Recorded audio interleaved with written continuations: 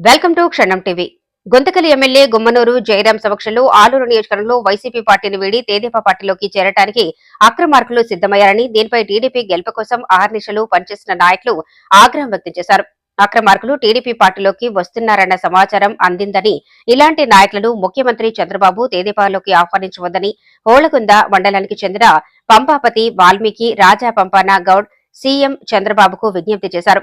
ఈ సందర్భంగా వారు మాట్లాడుతూ టీడీపీ పార్టీ కోసం కష్టపడ్డ నాయకులను గుర్తించి తగిన ప్రాధాన్యం కల్పించాలని, తమ స్వలాభం కోసం పార్టీలోకి చేరుతున్న వారికి అవకాశం ఇవ్వొద్దని, వైసీపీ నాయకులు గత 5 సంవత్సరాలు అక్రమార్కులు భూ కబ్జాలు చేసి కప్పిపుచ్చుకోవటానికి పార్టీలోకి చేరుతున్నారని, ముఖ్యమంత్రి నారా చంద్రబాబు నాయుడు విలువలతో కూడిన రాజకీయాలు చేస్తున్నారని, వైసీపీ పార్టీకి చెందిన నాయకులు మన పార్టీకి అవసరం లేదని, ఆలూరు టీడీపీ ఎమ్మెల్యే అభ్యర్థి వీరభద్రగౌడ్ ఓటమికి కారణమైన వారిని ఎట్టి పరిస్థితుల్లోనూ పార్టీలోకి ఆహ్వానించవద్దని పార్టీ అధిష్టానాన్ని వారు కోరారు.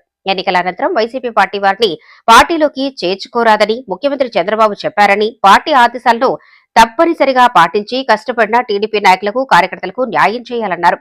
టీడీపీ పార్టీ నుండి ఎమ్మెల్యే అభ్యర్థిగా వీరభద్రగౌడ్ ను టీడీపీ పార్టీ నియమిస్తే మండలానికి చెందిన నాయకులు మండలం అభివృద్ధి కోసం టీడీపీ పార్టీలో అప్పుడు చేరకుండా టీడీపీ పార్టీని ఆలూరులో ఓడించి వారే ఇప్పుడు టీడీపీ పార్టీలోకి చేరుతామని చెప్పడం విడ్డూరంగా ఉందని అన్నారు.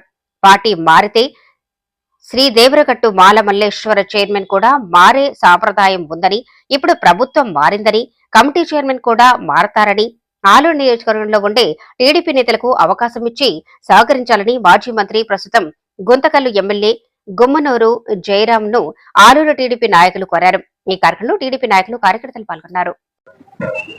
అందరికి నమస్కారము.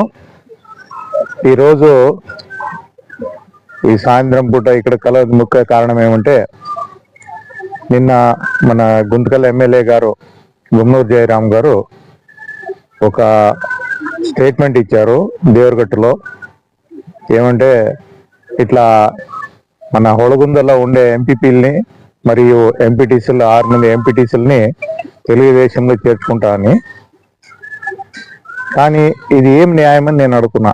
ఎందుకంటే ఇదే ఎలక్షన్ ముందే అయింటే, ఒకవేళ ఆయన చేర్చుకుని ఉంటే, దీనికంటే ముందు ఆయన వచ్చినాడు హొళగుందకి, అప్పుడు మన భాష గారు దాంట్లో చేరినారు. ఆ సమయంలో వాళ్ళని చేర్చుకుని ఉంటే వీరభద్రగౌడ్ గెలిచే పరిస్థితి ఉండొచ్చు అని నేను అనుకుంటున్నా. కానీ అప్పుడు లేనిది ఇప్పుడు చేర్చుకునే అంతరం ఏమిటి నాకు అర్థం కావటం లేదు. పైగా ఆయన వచ్చి దేవరగట్టులో మన ఆయన తమ్ముడు గారు అంటే గుమ్మనూరు శ్రీనివాస్ గారు చైర్మన్ అని చెప్తున్నారు. రైట్, ఒప్పుకుంటాం, లేదని కాదు. కానీ ఒక్కసారి ఆయన ఉండింది పోయిన ప్రభుత్వం అంటే వైఎస్ఆర్సీపీలో ఆయన ఆ దేవరగట్టు చైర్మన్ గా ఉన్నారు, నేను ఒప్పుకుంటాను. కానీ ఇప్పుడు ఆయన దేవరగట్టు చైర్మన్ అనేది ఆయనకి ఎంత మాత్రం సమంజసమని నేను అడుగుతున్నా. ఎందుకంటే ఒక్కసారి ప్రభుత్వం మారిన తర్వాత ఆ దేవరగట్టు చైర్మన్ అనే కూడా మారతాడు. ఇది సర్వసహజం. ఇది ప్రతి ఒక్కరూ ఆలోచించాల్సిన విషయం కూడా. కానీ ఎందుకు ఆయన ఒళగుంద మండలం మీదే దృష్టి పెట్టుకొని, వేరే మండలాలు లేకుండా ఒళగుంద మండలం మీదే దృష్టి పెట్టుకొని ఎందుకు ఇదన్నీ మాట్లాడుతున్నాడో మాకు అర్థం కావటం లేదు. సో దయచేసి, నేను ఆయన తెలుగుదేశంలో ఉన్నారు, మేము తెలుగుదేశంలో ఉన్నాము, ఒకే కుటుంబం కాబట్టి నేను కోరుతున్నది ఏమంటే, ఆయన కూడా దీని గురించి ఆలోచన చేసి ఎవరన్నా కానీ, ఇప్పుడు లాస్ట్ ఒక స్టేట్మెంట్ ఇచ్చారంట, ఎవరన్నా కానీ చైర్మన్ అయితే మేము సహకరిస్తాం. అది చాలా మంచి మాట. ఆయన అలాగే ఉండాలని మేము కోరుకుంటూ ఈ ఒక 2 మాటలు చెప్పి నేను సెలవు తీసుకుంటాను.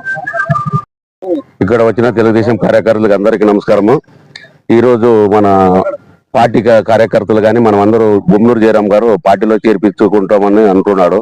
ఆ రోజు కూడా గౌడ ఎంపీటీసీలు కానీ అందరినీ వైఎస్ఆర్ లీడర్లు కానీ అడిగినాడు, మన ఒళగుంద మండలం క్యాండిడేట్ నాకు ఈసారి అవకాశం ఏంటి అని అడిగితే కానీ వాళ్ళు ఎవరు చేయలేదు. ఈ రోజు ఆయన జయరాం అన్న వచ్చి పార్టీలో చేర్పించుకుంటామంటే ఇక్కడ చేసిన కార్యకర్త ప్రతి కార్యకర్త నష్టపోతాడు. ఇట్లా చేసుకుంటూ మేము ఇంతవరకు నష్టపోతూనే ఉంటాం.